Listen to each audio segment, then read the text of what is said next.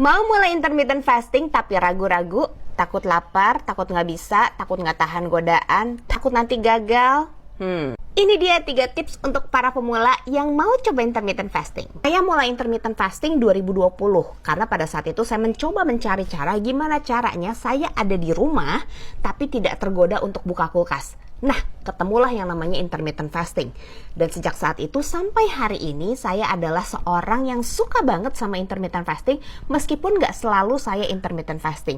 Nah, buat kamu yang mau mulai intermittent fasting, ini dia 3 tips yang saya temukan. Saya harap bisa membantu kamu untuk bisa memulai intermittent fasting dan berhasil. Yang pertama, yakin deh kalau kamu tuh pasti bisa intermittent fasting. Sama seperti saya 2020 ragu-ragu nih, maju mundur. Yakin nggak ya? Yakin nggak ya? Dicoba aja deh. Saya mulai dengan jendela makan 14.10. Jadi saya terakhir makan jam 6 sore, jam 8 pagi esok harinya udah boleh sarapan. Gampang kan ya kalau kayak gitu? Nah, kamu juga pasti bisa cobain. Selama periode puasa dari jam 6 sore sampai jam 8 pagi, tidak ada kalori yang masuk, hanya minum air putih aja. Terus gimana dong kalau lapar? Ini dia tips yang kedua. Tips yang kedua, cobain minum air hangat ketika kamu lapar.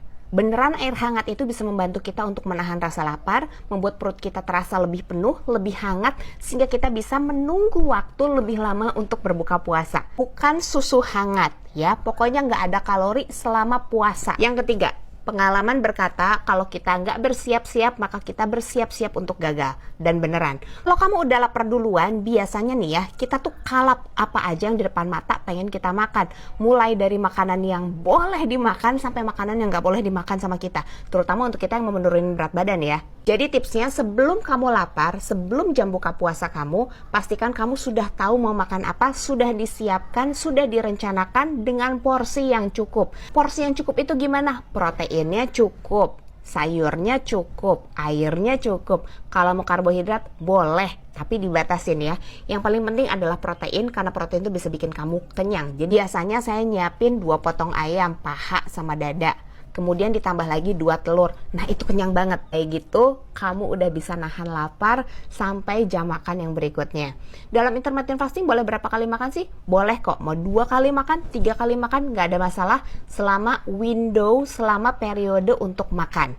Jadi kalau kamu puasanya 14 jam, kamu punya waktu 10 jam. Contohnya dari jam 8 pagi sampai jam 6 sore, 10 jam. Bisa kamu bagi 3 untuk makan. Makan pagi, makan siang, makan sore. Nah, seperti itu, oke? So, buat kamu yang mau mulai intermittent fasting, itu dia 3 tips dari saya. Semoga bermanfaat. Salam sehat.